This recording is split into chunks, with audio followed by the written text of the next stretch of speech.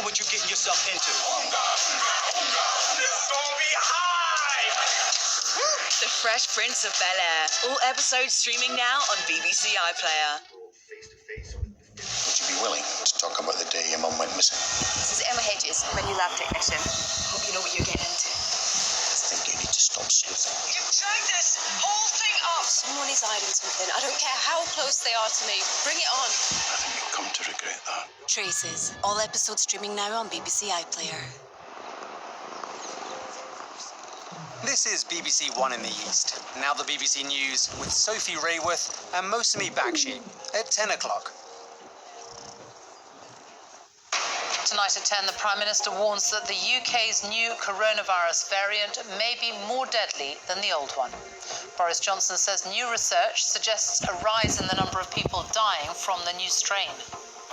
There is some evidence that the new variant, the variant that was first identified in London and the South East, may be associated with a higher degree of mortality. Heathrow Airport this afternoon amid fresh concerns about new variants from abroad. The Prime Minister warns tighter measures may be needed to protect the UK's borders. Also on the programme tonight, there's good news from the vaccination programme.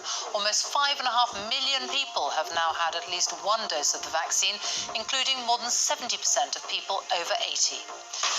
Devastation in Brazil. More than 200,000 have already died. We report from the epicentre of the country's worrying new coronavirus variant.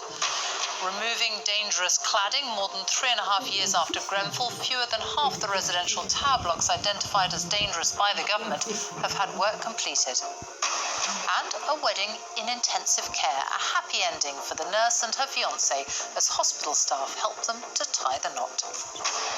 Here in the East, town Northamptonshire hit its vaccine targets as the county's care workers are given the jab. And is the clue in our blood why COVID affects some, but not others?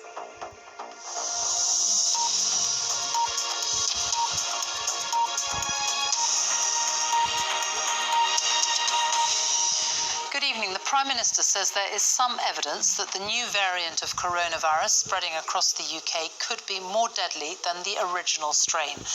Government scientists said for men in their 60s, out of every 1,000, around 10 infected with the old virus would be expected to die.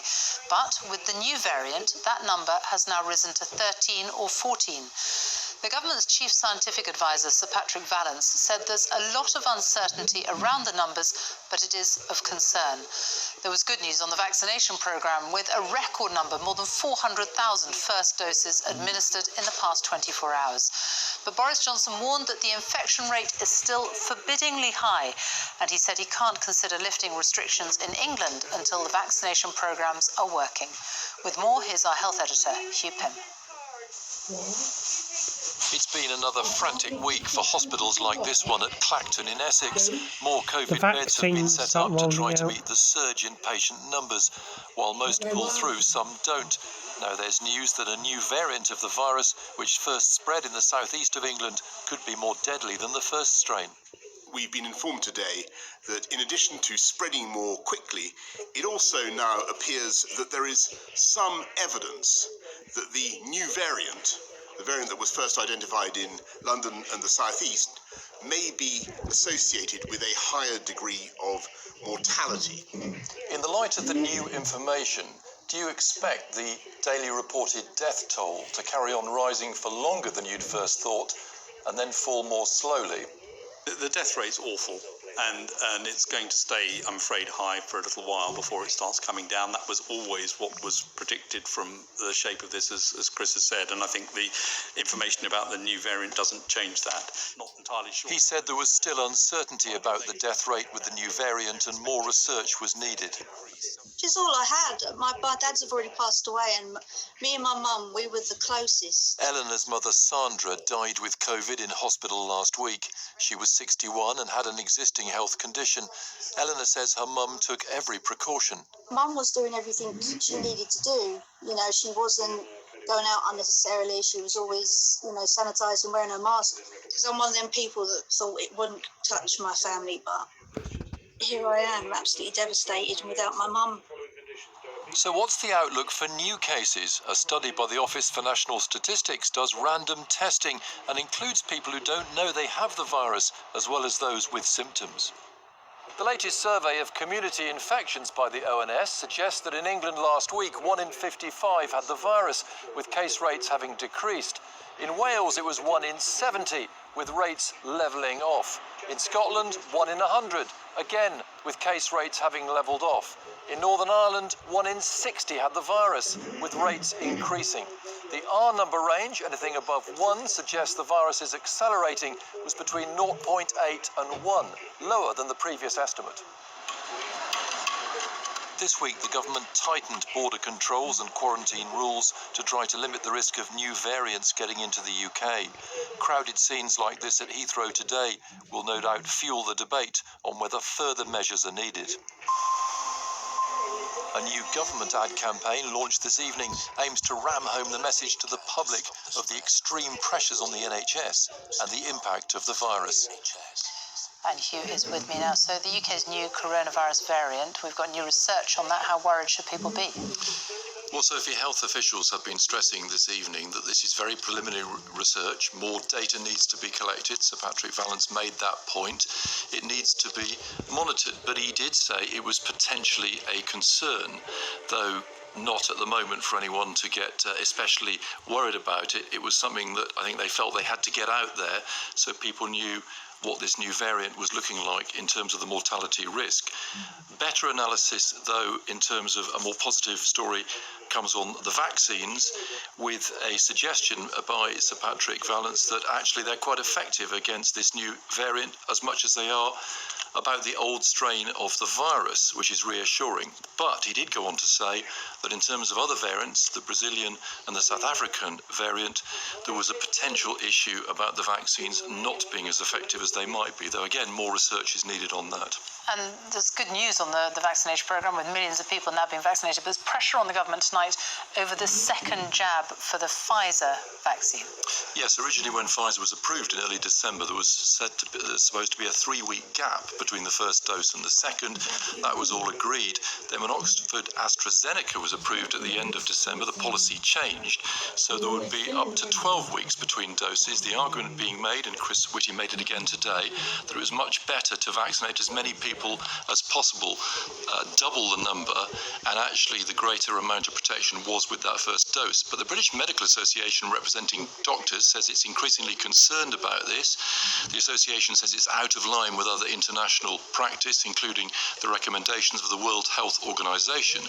And in a letter written to Chris Whitty, which I've seen, they are calling for an urgent review of this decision and moving that 12 weeks back to 6 between doses. Hugh Pym, thank you. Well, our Deputy Political Editor, Vicky Young, is in Westminster. And Vicky, we saw the pictures from Heathrow and Hugh's report. Thousands of people still arriving amid concern about new variants coming from abroad.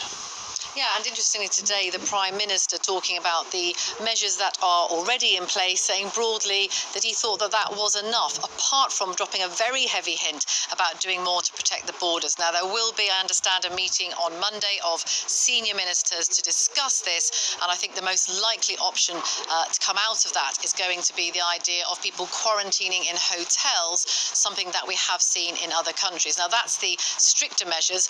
As for unlocking, well, the Prime Minister today saying what he's going to be looking at before he can consider doing that. Now, one thing is to see that that vaccination programme is working very well. There has been great progress there, but he says that is not going to be enough. And it's this infection rate, which he described as forbiddingly high. That is the risk, that you start unlocking too soon and the whole thing rebounds again. So there will still be this review in just over 3 weeks' time. He's made it very clear schools would be the first to open, but he's going to do it extremely cautiously. Vicky Young, thank you. The latest government figures show there were 40,261 new coronavirus infections recorded in the latest 24-hour period. So 38,270 new cases were reported every day on average last week. There were more than 38,500 people in hospital with coronavirus in the 7 days to this Wednesday. Another 1,401 deaths were reported. That's people who died within 28 days of a positive COVID-19 test. On average, in the past week, 1,241 deaths were announced every day. The total number of deaths so far across the UK is 95,981. The UK's programme of mass vaccinations continues to ramp up with a new daily record for the rollout. More than 400,000 people have had their first dose on one of the 3 approved COVID-19 vaccines in the latest 24-hour period. It takes the overall number of people who've had their first jab to more than 5.3 million. Well, the government is counting on the vaccination programme to get us out of lockdown, but there is one vital question that scientists can't yet answer. Will people who've had the jab still be able to pass the virus on? Our science editor David Shukman looks at the current evidence surrounding transmission. Rolling out the vaccines at a gathering pace marks the first big turning point in the pandemic, each one creating more protection against the disease. But there's something crucial we don't yet understand. If you've been vaccinated, can you still get infected? You'd be safe if that happened, but could you spread the virus to others? We don't know for sure at this moment in time whether if an individual is infected after receiving the vaccine, they can transmit that to others. So the best thing to do is to presume that it's possible. So if someone is pinged because they've been in contact with somebody who has infection, then they should self-isolate in the same way that they would have to if they had not had the vaccine. We do know from the trials that the injections work remarkably well. They boost the production of antibodies that flow through the bloodstream to provide a key form of defense. So if the coronavirus does get in, the antibodies should block it from entering any of our cells. In addition to that, what are called T cells should provide another layer of protection. But there's no guarantee that any of this will stop an infection in the upper airway, with the virus taking hold and you releasing it. There's nothing confirmed about these risks after vaccination, but it is plausible you could still get an infection without symptoms. That's when you don't feel ill but could still be a carrier. In that case, you'll probably have lower levels of the virus inside you than if you hadn't had the vaccine, and a shorter infectious period when you're a risk to others. Even so, it is still conceivable you could spread the virus in your household, for example, to people you're close to and spend most time with. The vaccines coming off the production lines were tested for how they keep people from getting ill, not whether they'll still be infectious. So the advice is to remain careful, even though there's a good chance of a positive effect. The most likely scenario is going to be that the vaccines will reduce how much virus is in a person even if they get infected, and make it less likely the person would pass the virus on to anybody else. And this may be relevant to the lockdown and when we get out of it. Scientists who are trying to predict the spread of the virus say it's vital to know if vaccination slows that down. If it has a significant impact on transmission, then we'll be able to relax measures faster than if it doesn't. I'm hopeful that we'll be able to see some relaxation, at least getting out of lockdown in the March timeframe. But it will be very much a gradual process from then through to the end of the year. So how the vaccine program goes is crucial in so many ways. First, for saving lives, but also for helping to shape the future course of the pandemic. David Shukman, BBC News. Some of the hardest hit by this pandemic are those living in overcrowded housing with high levels of poverty. Areas with a large proportion of black and other ethnic minority households have also suffered. Parts of East London have had the highest COVID rates in the whole of the UK.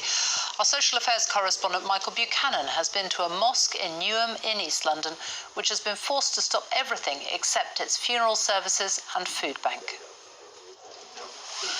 We've had so many bodies coming in. The ubiquity of death should not diminish the dignity of the dead. Just now we've just washed somebody who it seems like she's passed away in the ambulance, so she didn't even make it to the hospital. These women wash COVID-positive bodies prior to burial, a sacred Islamic ritual. We actually believe that when we're shrouding here, God is shrouding the soul at the same time. They're volunteers, a teaching assistant and a full-time mother, but their job is becoming increasingly difficult. So if somebody comes in, and this happens quite often, with catheters still attached, and tubes still attached, and resuscitation equipment still attached, we learn how to deal with that. Normally the family would tend to their relatives, but COVID has denied them that honour, deepening their grief. Please keep your social distancing up to 2 meters. Do not hug, do not shake hands. This funeral for a 49-year-old woman was one of 7 organised by the mosque last week.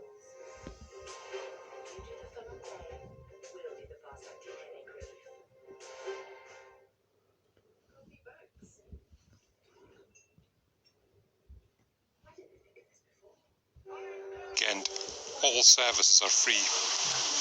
As one family departs, another arrive to view the body of their father and grandfather. 2 days ago, 72-year-old Bashir Alam died, another victim of COVID. If this corona wouldn't be here, my dad could have been dead for another, say, 10, 15 years. Easily. But corona is killing people.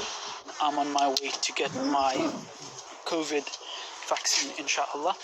In an effort to tackle disinformation, the mosque's imam, who's been furloughed, has received a vaccine to prove it's not un-Islamic. Please come and get your vaccine done to protect yourself, your loved ones, and those who are around you. Jazakumullah khairan kathir. At the mosque, the pandemic has forced them to not just care for the dead, but also tend to the living. We are not only providing this funeral service, we also have food banks. Just feet from the small mortuary, they store food to feed hundreds each week, a service demanded by the pandemic. 1 meal, please. Mohammed Rahman lost his job in an Indian restaurant 3 months ago. It's left the father of 2 penniless. No money. My son is chicken teeth. No money, no honey. The shop is open, but no money. Friday prayers here would usually attract 1,100 people. But for the moment, physical solace matters more than spiritual comfort. The mosque is a community hub. Prayers, yes, it's important. The need of the community is they want to be fed. They want a place where, they can bury their loved ones. For this mosque, debating whether COVID is a health or an economic crisis is futile. It is both, and it is real. Michael Buchanan, BBC News, Newham in East London. Figures out today show Britain's debt reached an all-time high last month as the economy continues to reel from coronavirus. Government borrowing reached just over £34 billion in December after public sector bodies borrowed £2.5 billion more in December than the month before. It means that the public sector has now borrowed almost £271 billion since the beginning of the financial year in April. Public sector debt keeps rising. By the end of December, it had reached more than £2 trillion, an all-time record. More than 3.5 years after the deadly Grenfell Tower blaze, new figures show work to remove similar style cladding on residential tower blocks has been completed on fewer than half of the habit. The government identified almost 400 tower blocks in England alone that needed cladding removed. It says good progress is now being made with work started, if not completed, on almost all of them. Ministers say that's a significant milestone, but residents say it's taking far too long. Sarah Corker reports. We have the same cladding that was on Grenfell. Another day trapped in an unsafe home. The bill for this. Flat owners like Amy were told in 2017 that this block in Sheffield had dangerous cladding, but repair work only started last month and progress has been slow. The government seem to think that it's okay for 3.5 years, and they've literally just started to take a few panels off. It's not good enough. While the government's building safety fund is paying for this cladding to be removed, the building has other fire safety faults that are not covered by the fund and could cost more than £6 million to fix. So flat owners are now facing repair bills of up to £50,000 each. Where do the shortfalls in the fund leave you? Financially unstable, in a position where we could go bankrupt, not just me, but all the leaseholders, and I'm stuck in a building that's effectively unsafe, and it's absolutely terrifying. The £1.6 billion building safety programme was set up to remove Grenfell-style cladding. Ministers say 95% of blocks have had it taken off or repairs are underway. But analysis of new data shows that work has been completed on just 58% of social housing, while in the private sector, cladding repairs have been finished on only 30% of blocks. And those applying to the fund, usually building managers or owners, are concerned about parts of the contract. The problem is there's a clause in here that says they'll have to pay for any repair works not covered by the fund, so an unknown and potentially huge cost that's likely to be passed on to flat owners. It's a growing national scandal. This solicitor specialises in housing law and warns the fund doesn't go far enough. The scheme is significantly oversubscribed and underfunded. The result of that is somebody's going to need to pick up the bill. And who's that going to be? The contract makes clear that it's going to be the leaseholders. And that could potentially be tens of thousands of pounds, which, of course, could be ruinous. And these huge costs and delays are paralysing parts of Britain's property market. More than 50% of the valuation requests we get through we're unable to deal with. Because they're unsellable. A lender will not lend money on those properties. The government refused our request for an interview, but told us significant progress has been made removing dangerous cladding, and ministers continue to press building owners to make homes safer. But those living in flammable flats say it's taking far too long. Sarah Corker, BBC News in Sheffield.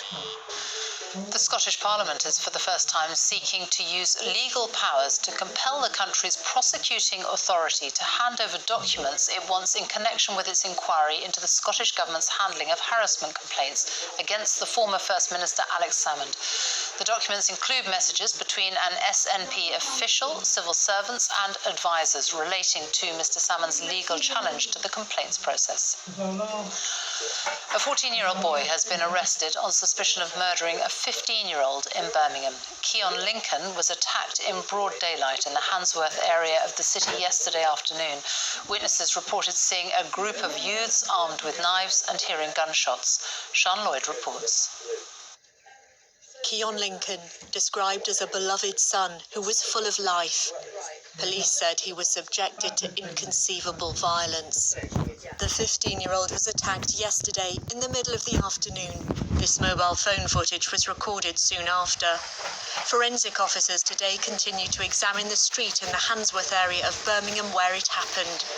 Witnesses saw a group of young people carrying knives and shots were heard. Police officers tried to give first aid before the ambulance arrived, but Keon died shortly after being taken to hospital. This is a 15-year-old boy who has been murdered in the streets of Birmingham, and our belief is that the other people responsible for it were also round about that age, and we know we've got a 14-year-old lad who's been arrested. His attackers fled in a white car which crashed into a house a short distance away. Why they targeted Keon isn't yet known. People living here are shocked. The cycle of violence on our streets is of major concern. We've been seeking ways to make our streets safer for a number of years. Our thoughts and condolences go out to the family of the young man. The 14-year-old boy remains in custody. Police believe others were involved. Keon's family are grieving a teenager who they remember as fun-loving with an infectious laugh that lit up a room. They're asking anyone with information to come forward. Sean Lloyd, BBC News. Brazil has the second highest coronavirus death toll in the world, and the country is struggling with a new variant of the virus and a devastating second wave. Manaus in the Amazon rainforest is at the epicenter. It's where the new strain was found. Its hospitals can hardly cope. Brazil has started vaccinating people, but any relief from this virus feels a very long way off. From Manaus, here's our South America correspondent, Katie Watson. This is not the first time Manaus has been brought to its knees. In the cemetery, a reminder of the first wave, where digging mass graves was the only way to keep up with the number of people dying. The biggest city in the Amazon, people here feel forgotten, again, and the second wave is worse. Last week, the city's overwhelmed hospitals ran out of oxygen. Supplies are still patchy. Now people queue at local gas companies in the hope of keeping their loved ones alive. Don't despair, says this company representative. Cylinders are now being delivered across the city. But Elke is terrified. She's had to leave her mother at home with no oxygen to come here. She only has this one cylinder. E a gente compra, a gente paga imposto. Aí na hora que nossos pais precisam, não tem, a gente tem que estar se humilhando para eles viverem. Para viver, a gente precisa se humilhar para manter um ente querido vivendo. Não tem vaga para ela. Aí vai para lá, não tem oxigênio lá também. Eu vou deixar ela morrer lá. Local volunteers like Marcel have stepped in to help bring oxygen to those who need it. He's looking after 5 people, making daily oxygen runs, but it's taking its toll. Tem uma pessoa que eu conheci, ela morreu, aí disse que falta oxigênio. Eu falei, não falta oxigênio, faltou falar comigo, porque se falasse comigo eu não morria. Porque eu ajudaria, se eu soubesse. Eu teria feito chegar oxigênio lá pro meu amigo, muitos anos, para saber mandar ela morrer. Morreu, não tem necessidade, ele morreu sem necessidade de asfixiar.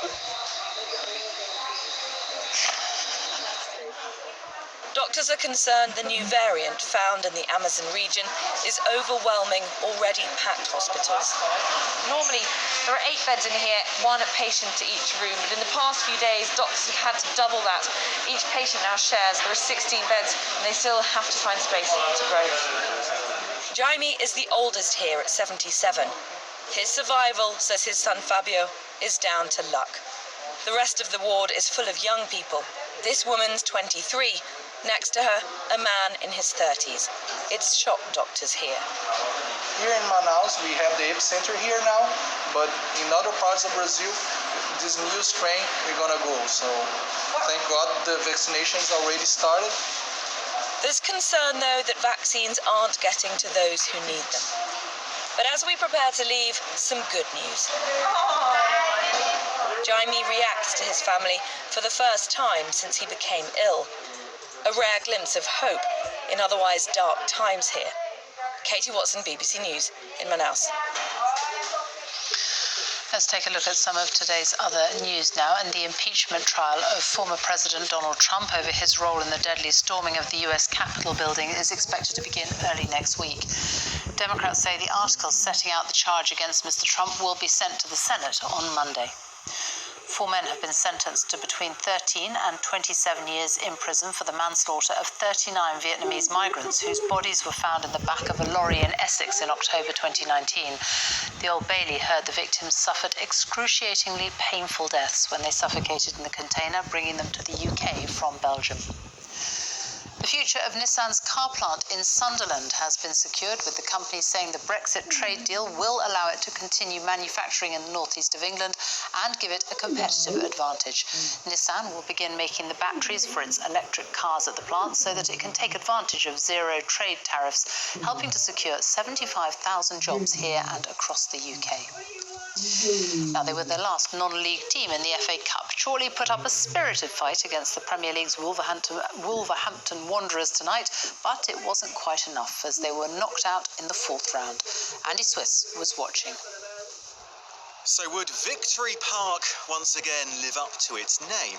To get this far, Chorley had overcome some big clubs and some grim weather, even inflating a giant tent over the pitch to ensure tonight's game went ahead. And in their sights, one of the biggest shocks in FA Cup history. The part-timers are 5 divisions below Wolves. Their manager, Jamie Vermiglio, is a primary school head teacher. But when PE coach Elliot Newby went close after barely 30 seconds, anything seemed possible. Wolves, though, aren't in the Premier League for nothing.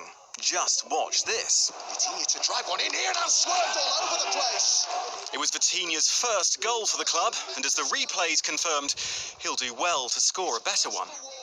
But Chorley hung in there, and after the break they gave the visitors an almighty scare. Suddenly Wolves were wobbling, only their keeper John Ruddy keeping the underdogs at bay in often acrobatic style. Well, and Halls was there as well.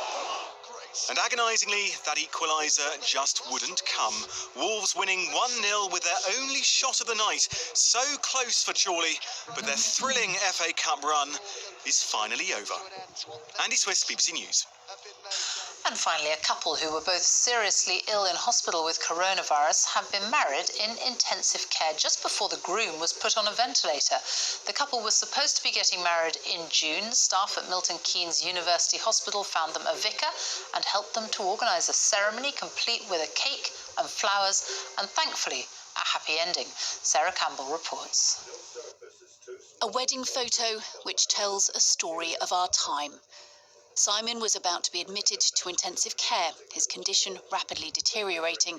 His fiancée Lizzie had been told he might not recover. My heart broke to be so ill and be told the person you love, you might not see them again, is just indescribable.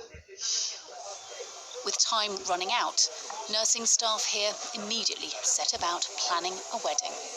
They called in a local vicar who came and did the ceremony in intensive care, and they were absolutely amazing. Absolutely amazing. Bearing in mind all that was going on, what was going through your mind? We got to make that promise to each other. We got to have something that we didn't think we were going to be able to have. Against expectations, Simon rallied, and just a day after being taken into intensive care, he was returned to the COVID ward and his new wife. I was dying to get back to see Lizzie back on this ward, so I tried my best and really faked for my breath back to come back down again. 10 days after the wedding, Simon is thought to be over the worst and Lizzie is due to be discharged. A happy ending for them and for the nurses turned wedding planners. There have certainly been moments you've questioned, do we stay within nursing? But then you experience something like the wedding and you think, absolutely, if there is anything we can do, you know, it gives you faith to sort of carry on, and it just keeps you going a little bit longer. And what are you looking forward to as newlyweds now? We're both looking forward to just sitting at home with a home-cooked meal together. That would be bliss at the moment. Sarah Campbell, BBC News. And that's it from us now on BBC One. It's time for the news where you are. Good night.